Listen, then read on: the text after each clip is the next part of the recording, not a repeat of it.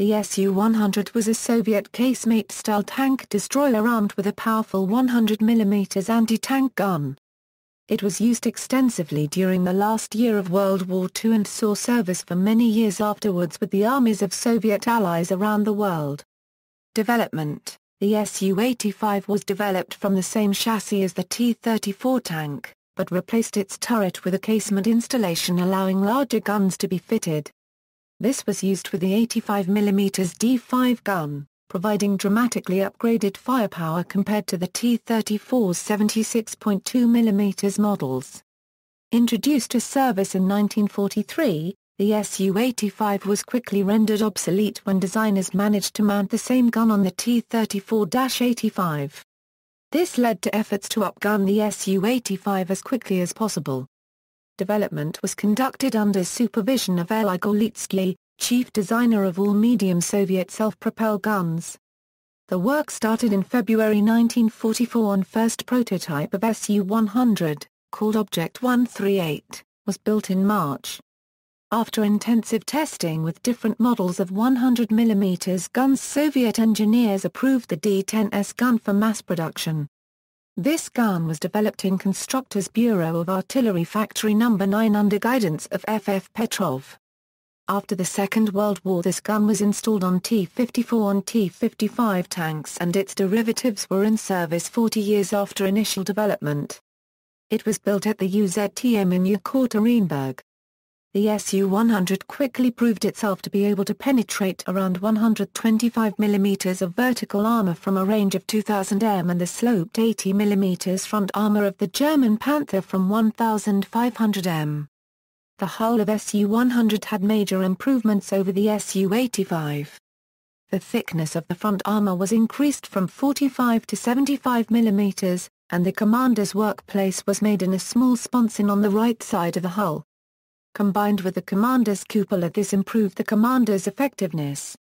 Its German counterpart, Jagdpanzer IV, Jagged Panther and Jagdtiger, by comparison lacked this key piece of observational equipment, giving the SU-100 far better situational awareness. For better ventilation, 2 ventilator units were installed, instead of only one as in the SU-85. Mass production began in September 1944. Service history: the SU-100 saw extensive service during the last year of the war. It was used en masse in Hungary in March 1945, when Soviet forces defeated the German Operation Frauenkörper-Linksawaken offensive at Lake Balaton. By July 1945, 2,335 SU-100s had been built. The vehicle remained in service with the Red Army well after the war. Production continued in the Soviet Union until 1947 and into the 1950s in Czechoslovakia.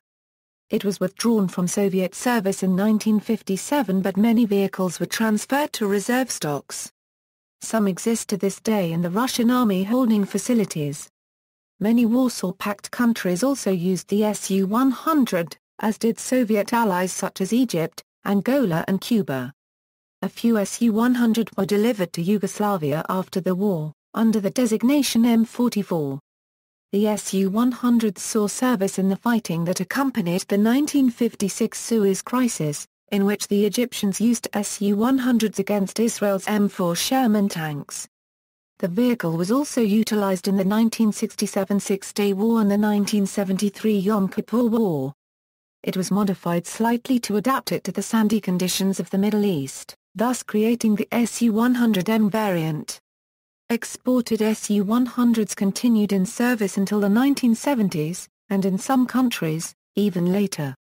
Yugoslavs used them during the Civil War, however due to lack of spare parts they were quickly retired, but performed satisfactorily. The SU-100 remains in use by the Vietnam People's Army and the Korean People's Army Ground Force despite the age of the design. SU-100s entered service with the People's Liberation Army of China after December 1, 1950, when Soviet forces left Dalian. The armaments in Dalian were sold to China, including 99 SU-100s, 18 S-2 heavy tanks, and 224 T-34s, with which PLA formed its first mechanized division. In April 2015, A SU-100 self-propelled gun was photographed being used in Yemen as part of the ongoing conflict. In popular culture, the crew of a World War II SU-100 and their vehicle are the heroes of the old Soviet film at th degree th squared th 3/4 th to the first th 1/2 th micron th degree th 1/2 th degree th squared th 3/4 th to the first th 1/2 th micro and Narvoj Kak Narvoj, one of several Soviet films made about self-propelled artillerymen. Veterans of the German-Soviet War found this picture quite realistic. The movie includes a Soviet tankerman song, which was popular with both Soviet armored soldiers and civilians. A SU-100 is used by the protagonists in the movie The Misfit Brigade, where it is portrayed as a German tank, because it was readily available in Yugoslavia and for its passable resemblance to German turretless assault guns and tank destroyers. Ironically, the film has a scene where the Germans spot one, supposedly captured by the Russians, and proclaim, "That's one of ours." It sure is, and it's a terrible paint job. You can still see the cross. Ivan's pinched my tank. The film is also known as Wheels of Terror, based on the book by Sven Hassel. See also, List of Soviet tanks, Jagged Panther. References.